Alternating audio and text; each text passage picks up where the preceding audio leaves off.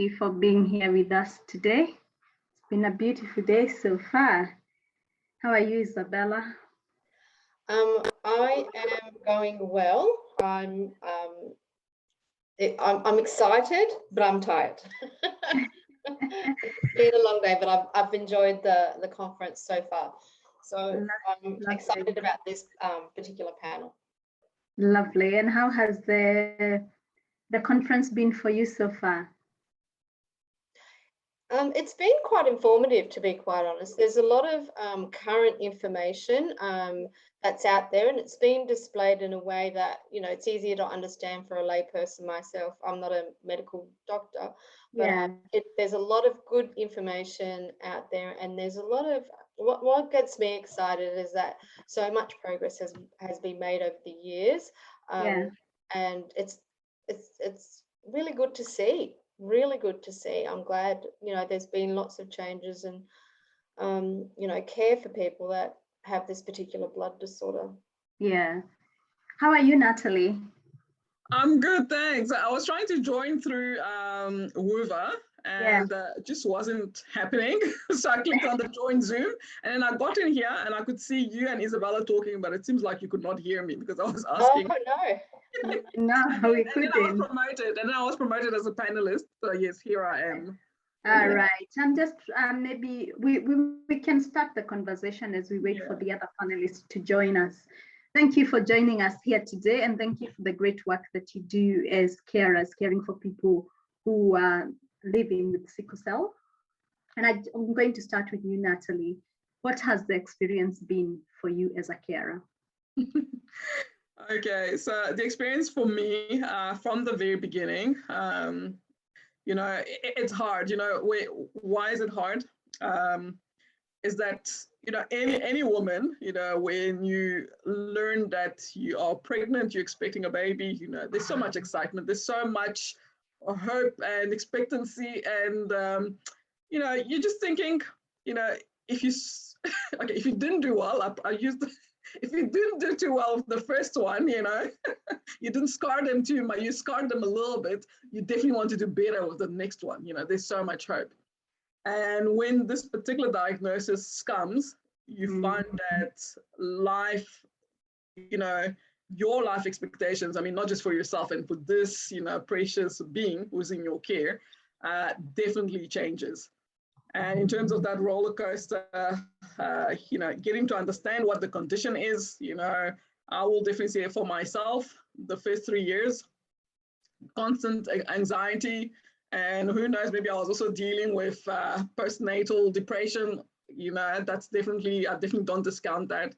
It was hard, you know, learning, you know, how to manage, what to look out for. Yeah, it can be really challenging. And even today, you know, you find that, you know, as a parent with children, you know, things evolve, some things become easier, some things become different. And with the added layer of sickle cell disease, you know, it's even more complex. I heard earlier when Karen was saying that on the other care, on the panel for people living with sickle cell disease, what she said was, you know, for a sickle cell parent, a headache is not just a headache. You know, you have to think ahead, you know, are there temperatures? You know, what's going on? You know, have they drunk enough today?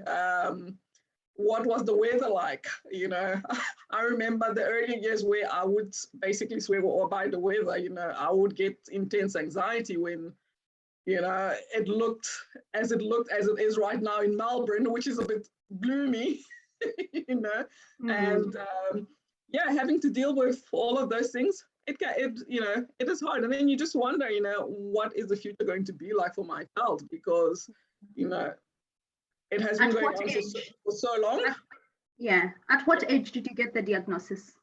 So my child was pretty young, you know, I mean, she was, gosh, maybe 3 months old, when I got the diagnosis. Yeah, and I'll tell you, literally, it does feel like a death, you know, because you have to readjust how you are going to move forward. Right. Isabella, your children are a little bit older. Yes, they certainly are.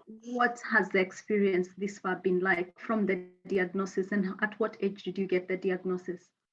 So firstly, my children are adult children, for those people out there listening. Alexis was 3 years old. They thought she had leukemia, of all things. They weren't suspecting sickle cell at all. In fact, the GP had contacted us to say who has got sickle cell thalassemia, and we said we don't even know how to pronounce that, let alone who's got it. In finding that, you know, she was diagnosed at that age, Zach was only about 17 months old at the time. He also had to get tested. We all got to get tested. And Nathalie, you're right. When you get the news, you're a young couple, you know, you're excited about, you know, your young family and all the things that they can achieve. You're right in saying that it was something similar to a death, you know. You start grieving and worried. And then, of course, misinformation doesn't help coming from the healthcare professionals not knowing enough of it, because it's not prevalent here. So it wasn't really their fault. It's because of the prevalency of it here in Australia.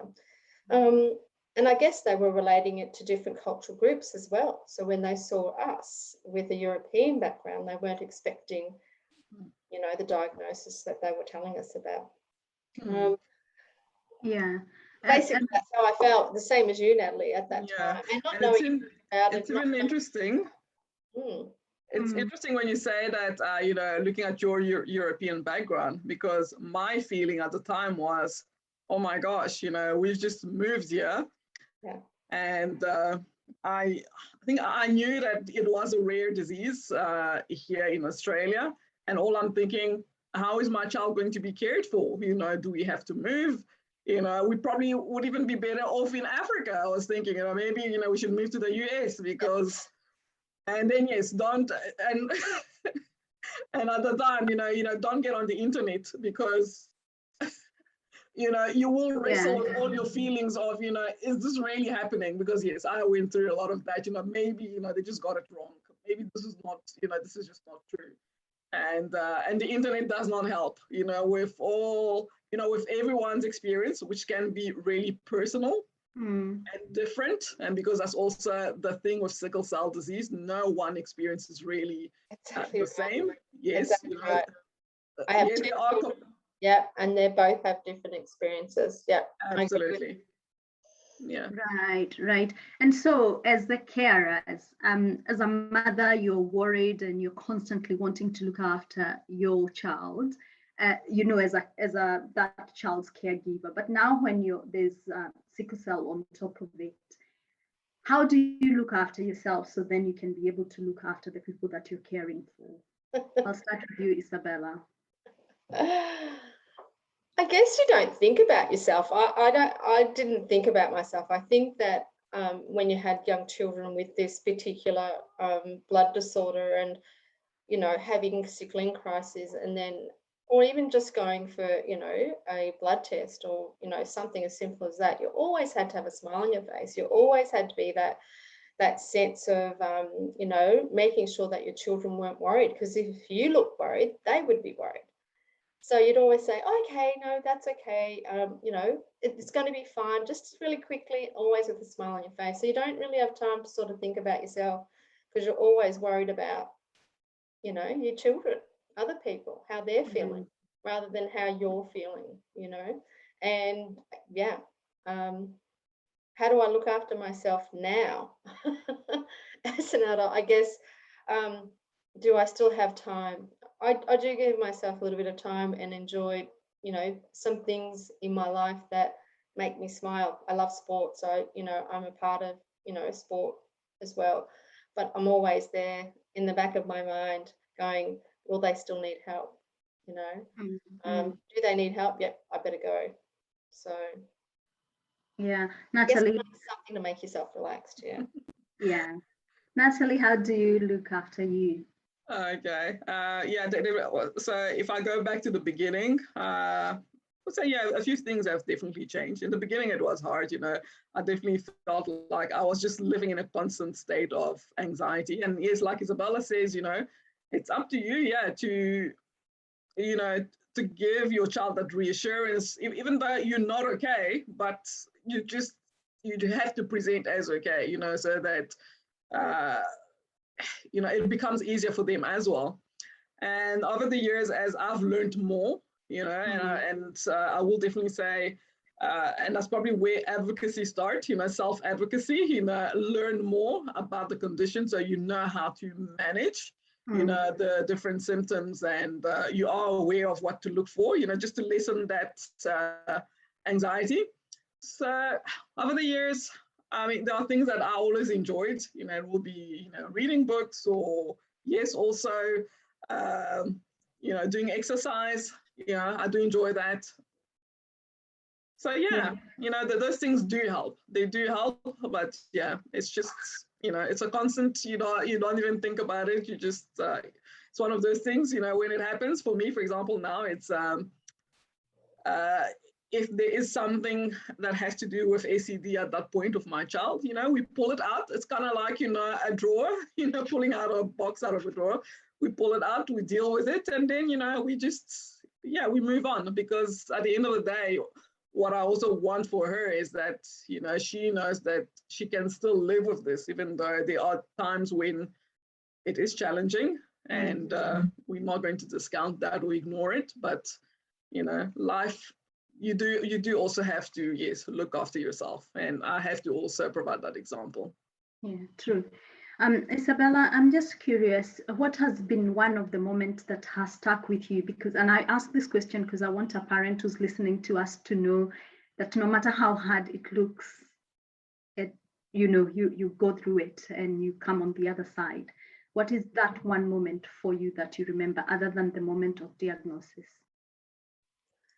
I think the moment, and it continues to help, is just watching my kids grow, and growing that this is not who they are, but it is a part of, you know, of them, and they're living a somewhat normal life. And I guess that sort of sticks with me, where sometimes my kids go, oh, I forgot I have sickle cell, you know, because of something exciting that they're doing. And so that brings me joy that that's the case. They're not living with that, you know, it's always here.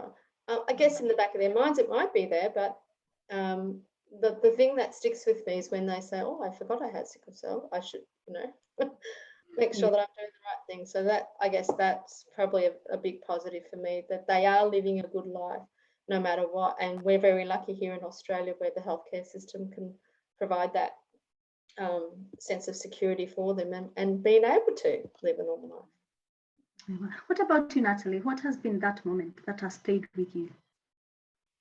Gosh, the moment that has stuck with me, to say that this is all not hell. Yeah, and it's not really. I mean, I think just like Isabella, you know, it's the good moments when you're able to see, you know, your child thrive.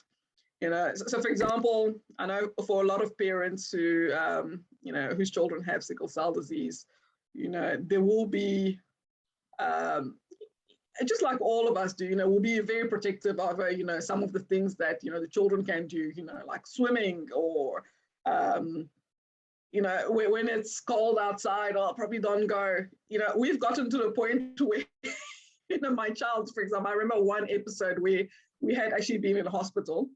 And the day we got released, we had been there for 2 days. And on the day when she got released, she was supposed to go to, she was supposed to have a swimming lesson. So here I was thinking, okay, I will have to cancel that lesson because, you know, obviously, you know, we just come out of the hospital. And she's like, but mommy, I'm fine, you know, it's like, and unfortunately for in that particular instance, because, you know, we had not been in the hospital with something like a chest infection, I suppose, you know, then it would have been different. And she just made me see that, you know, sometimes, you know, we just pick up and go, and she's very resilient. She just picks up and goes, you know. I'm impressed. She's only 8 years old, but some of the wisdom and the resilience that they even grow, you know, that, you know, they will be okay. And my job is really to just keep on supporting and make sure that you know, she still sees the beauty in her journey, you know, as challenging as it can be at times. Lovely words there, Nathalie. Isabella, what was the impact of the diagnosis on your relationship? On my relationship with my husband, you're talking about? Yeah. For us, I guess looking at over the years, we've become much closer, much supportive of each other. I'm his rock, he's my rock. We can talk through things. I remember in the earlier days, I guess, when you were asking before, you know, how did you take care of your house? I guess talking with him about what happened during, you know, treatment or something like that. Always a good listener, always supporting us and the family, even though he's probably feeling just as sad himself. So I guess it's actually made, we've known each other since we were 18 years old. We started our family in our mid-20s, you know, and he's still here. So we must be doing something right, especially with all the challenges we've had. We didn't have just one child, we had two children, but we also have a third one who's just a carrier, the youngest sibling of them all. And if I'm at hospital, he would be there looking after the youngest. That in itself, you know, takes a toll. So I can't really say anything terrible but only positive, that he's been my rock, and in turn I'm hoping he'll say I've been his. So, yeah. What about you, Nathalie? What has the impact been on your relationship? The impact, I think it has been, yeah, I mean, I definitely won't say that, you know, this is easy. It's always difficult, you know, especially, I think I probably had a harder time dealing with the fact that, you know, my child had become sick through something that I carried, even though I had no control over, you know, this particular gene trait, which I sometimes call my superpower against malaria. But yeah. It is our safety against malaria. Yes, yes. But, you know, but at the same time, as, you know, we basically had to rely on each other, and we do also have another daughter. And, you know, when you have to deal with things like one person being in the hospital and one having to be at home, yeah, you have to work together, you know, and also for, I mean, even for the family foundation, you know, for that sense of security for the children, you have to work together, you have to get closer. So as a family, we definitely also become closer. Yeah. But I can definitely understand that a diagnosis like this can really be challenging, because we have seen, I mean, we have heard of couples who could just not withstand this particular test, and it all floundered. So I'm glad that, you know, we're still standing here. Yeah. Yes. Yeah, as female and male, we process our emotions differently. Isabella having two children, a boy and a girl, was that process different for them? Oh, I think so, because they both presented differently. The boy was always the one that was actually presenting with sickling crises a lot. And the other, and the older one, the girl, wasn't having sickling crisis. She was presenting in a different way, where she's always low in hemoglobin. There's been times when they've both been in hospital together, side by side, in the bed, me in the middle. That's hard, watching both of them, knowing that the third one's at home. So processing and actually speaking to them differently, yes, I guess, with Zach being the one that was always having the sickling crisis mainly, always being there to try and reassure him, working through it, getting him to breathe was one way of working with him. And with Alexis was, you know, I remember one time, which was 5 years old, her very first transfusion, because she had low hemoglobin, was on her birthday, her 5th birthday. That's right. And you have to go in there with this face and sing happy birthday. And they were great at hospital. So you're always, I guess, trying to make it a happy moment rather than for both of them, regardless of what they were going through at the time. So the process is different depending on what was going on, but always with, you know, a strong, you know, like we're going to get through this, you know, you're going to be okay. That's okay to feel that way. It's all right that sometimes they were angry, so you'd have to work through them with that, you know, but always reassuring them that it was okay to feel the way you're feeling and that we will work through it together. You're not alone, I guess, for both cases. Yeah. Nathalie, speak to a mother who have just had a diagnosis and they're just in that moment. I'll tell them, you know, it's not the end of the world, not at all. As Isabella mentioned earlier, she's got older children, much older than mine is. She's clearly seen, you know, a lot of changes. Sometimes it seems like the changes are slow to come, but they're definitely there. They are happening. If a child is born with sickle cell disease today in Australia, you know, their chances are good. You know, it is a manageable chronic condition.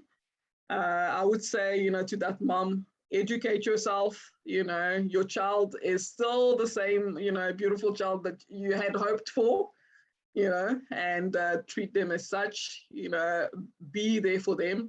If you educate yourself, it makes it easier for you to also even deal with those emotions, you know, which can be hard, you know, when you have to deal with a child who has a chronic condition. So I would definitely say, you know, hang in there. Yes, sometimes, you know, it's something that you will have to deal with, but life can still be great. Yeah. Yeah, we do have a video from one of the other parents. So we run that video.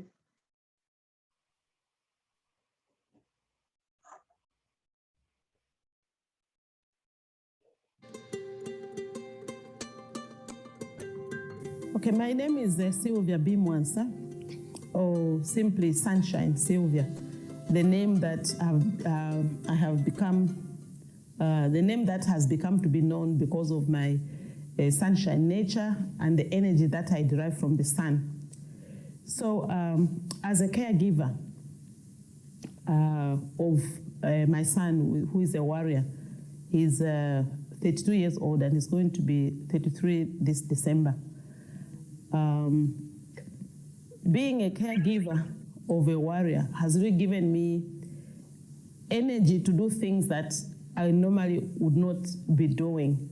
In fact, why I stand here is because I'm a caregiver of a warrior, and I'm trying to share that when you've got a warrior, you can do anything that you need to be doing.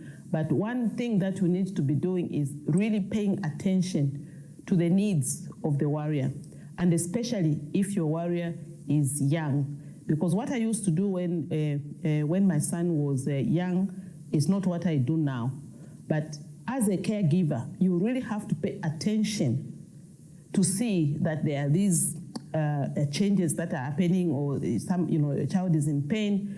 And once you recognize that, then you'll be able to sort out, you know, his condition or her condition. As a caregiver, you have to educate your child to know when they are going to have a crisis. And for me, the experience that I've had is we socialized him to actually say, when you ask him, his name is Chileshe, or we call him Chichi. What, Chichi, how are you? He will be able to tell you exactly how he's feeling at that particular time. If he says, I'm well, then you know that he is well, because he's one person who knows what to say when you ask him, how are you feeling? So he will tell you, he knows when he's supposed to, you know, to take medication, which kind of medication, of what kind of pain, because apparently the stages of pain differ, you know, when they're going to have a crisis. So he will be taking a Panadol if he's just feeling like, you know, something is going to go wrong. And then he will say, today I need to watch me. You need to watch me. I must finish my water in good time so that I don't get dehydrated. And so everyone is paying attention. So as a caregiver, you really have to pay attention to what your child needs, and also look at them so that you are able to identify those traits that you know that today, my child, we actually coined a name that, Chiche is looking bent, meaning he is going to, he's not feeling too well. So you look at him, he's looking bent, and so you have to do something about it. So as a caregiver, you must have an eagle's eye so that you know exactly what it is that you can help with that child. The biggest challenge is actually when you manage to actually get admitted at the hospital. That is the greatest challenge. So you have to avoid going to the hospital, and we also have to socialize ourselves that as a caregiver, when a warrior says he wants to go to the hospital, it is a crisis. So even the people that are around him, whether at home or at the hospital, they have to know very well that this is a crisis, and they have to know how to deal with it. So the challenge would be when I go to the hospital and the hospital do not know what to do. It's like I am the one who is teaching them what to do when they're the ones who are supposed to be telling me what to do and alleviating the pain that my child has. So for the people, for the medical field, not to know what to do has been my greatest challenge in managing a sickle cell warrior.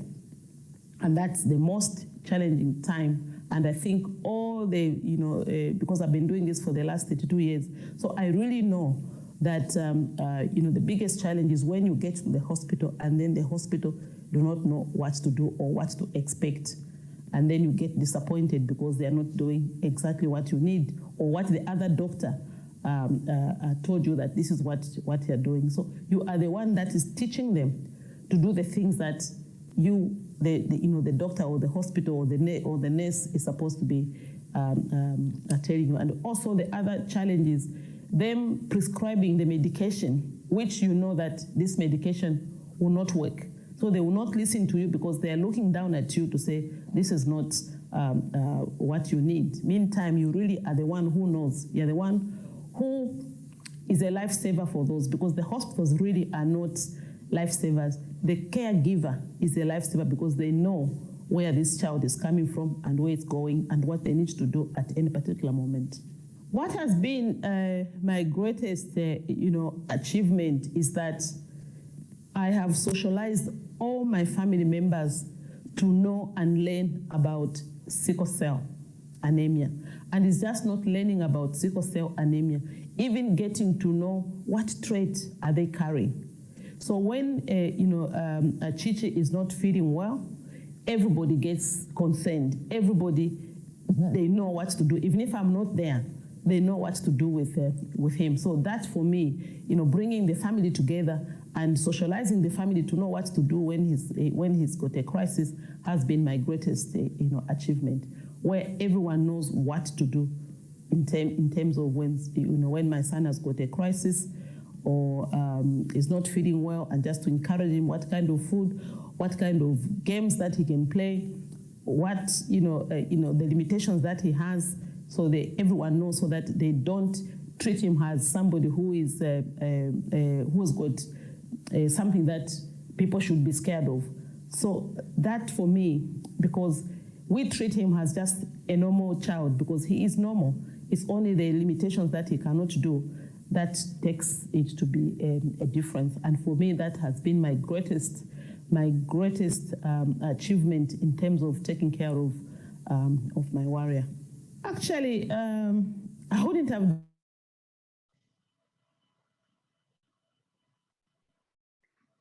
Thank you.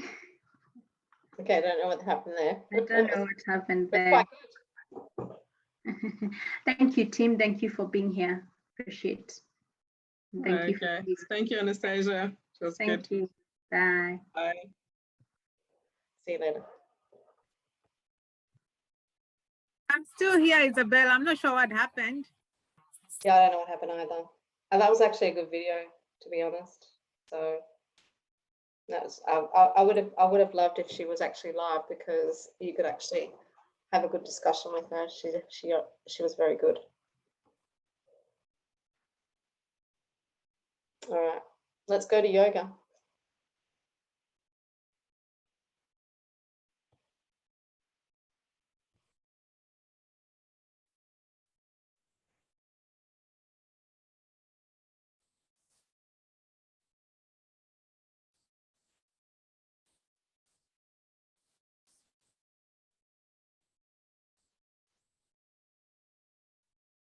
we knew what we know now, probably sickle cell disease would have been much well taken care of, well received in the community than the way it is now.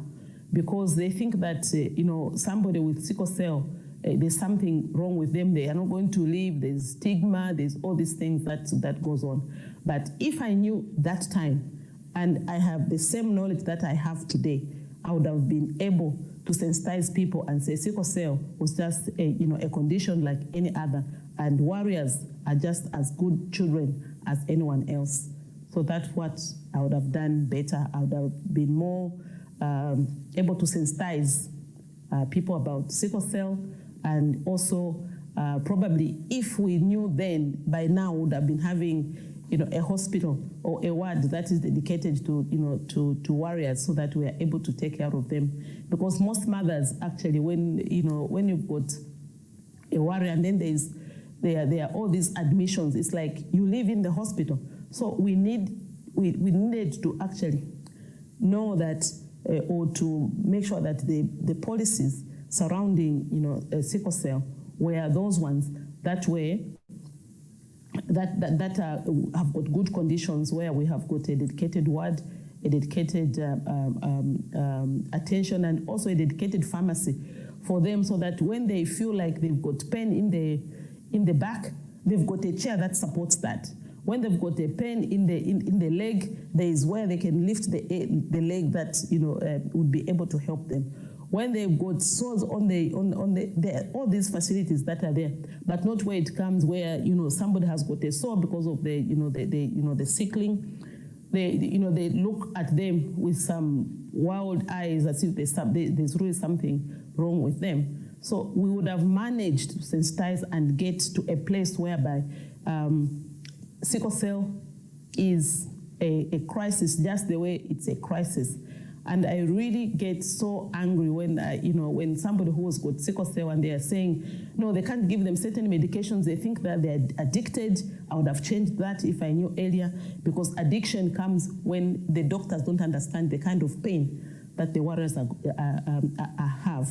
And so if they know all these things, or if we knew all these things by now, we're not going to still be in ignorance of what it takes to balance the sickle cell scenario, whereby everybody's feeling good and also getting the help that they need. Well, for me, that is a natural, because that is what I facilitate. I facilitate change, and I facilitate balancing the wheel of life. As you can see here, this is who we are. We are in the center of our life, and we are managing our time that is there. So in terms of self-care, I have to make sure that I'm physically fit, so that I'm able to to take care of even my warrior. I have to take care of myself. I have to nurture myself, and I have to make sure that this is what it takes for me to do. So what activities am I going to be doing there is what makes it a difference. I have to balance family and home. I have to do mental and education. And this is part of mental and education, when we know what to do, how to self-care. What are the activities that we're going to be doing so that we do self-care about ourselves? The social and cultural. What networks do I belong in that can help me? When my child is sick, I call someone. Please, I need help in this area. So the networks that we belong to, just like on this platform that we are speaking on, it's because we nurture those networks that are going to make a difference for us. Because through the networks, I'm able to learn the good, what the other people are doing with sickle cell, what is good, what the new medication. If I'm not in the networks, I'm not going to know that. Spiritual and ethical comes very highly for us who are got warriors and who do self-care. Because obviously the spiritual and ethical is good, because there is a scramble for Jesus, and all of us who have got warriors, we are very prayerful, because prayer helps us to manage our situation. But it just begs now, how ethical are we, so that we are able to manage, or we are able, when we see something or when we experience something, we are ethical about it. So financial and career, for us to live a good life, and also for us to be able to manage our warriors, we need to earn a living. So how is our financial and career stock doing for us to be able to, to manage all these things. So the way we manage this is the way we're going to be normal. It's called self-care while balancing the wheel of life. Because once we balance the wheel of life, we are living a life of a total person. And the life of a total person just implies that we've got time for everything. We've got time to look after our warrior. We've got time to look after us, and we've got time to look after our own environment. We've got 24 hours which we have to manage. And these 24 hours, we have to manage it that the first 8 hours, it is my bread and butter things that makes us pay bills for my warrior, take care of the house rental, take care of my family, and put food on the table. That is the first 8 hours. The second 8 hours is actually pursuing my interests, the things that make me happy, but they must make me earn residual income so that I'm able to live a lifestyle that I really want. And then the other 8 hours is to rest, so that we are able to rejuvenate and come to, to socialize ourselves in the other areas where we have to make a difference. And if you don't rest, you're not productive. And so as we rest, although some of us, we don't do 8 hours, I do 6 hours because I am, doing several things, and I also need the other 2 hours to reflect, to nurture the relationships, and to make things count that are making sense for me to look inside. Because sometimes when things are happening to us, we just look at the other people. But when you review yourself, when you look inside, you're able to believe that if something is not done, it's not about that person who is not doing it. And what are you going to do about it? It's about me, and it's about the things that I'm impacting. How am I impacting other people? When I impact other people, then I evaluate in that 2 hours that I am looking, even if I'm in bed, I'm thinking, I'm writing things down, yes, it which is going to add value to my life. And when I sleep soundly, and I'm waking up by an alarm, because I want to make sure that I do good rest, and I take supplements to be able to okay, let me do that. to do the I'm just things in the middle. that I thought normally I would not be could, doing, because we don't eat communicate with them directly. Let me send you the link. The amount of nutrients in the food that we eat is not going to be able to manage me completely. So when I take in supplements, it helps me to be able to rise in the following morning. And this is what it is to balance the wheel of life, where you are finding time to do everything that you want to do. So that's my take, and I hope that you have been impacted, and I hope that you have learned something, and I hope that you're going to practice and take action on the things that will work for you and for me, and to be able to live a life of a total person. Take into consideration that we've got the warrior who is above us, and we want them to live a normal life. So thank you so much for listening to me, and I hope that we meet next time in person, where we can exchange ideas and make sure that we build that hospital, we build that, we empower those people that are able to do great things for us. Thank you so much. We have the yoga happening right now, and we have other sessions. So thank you so much.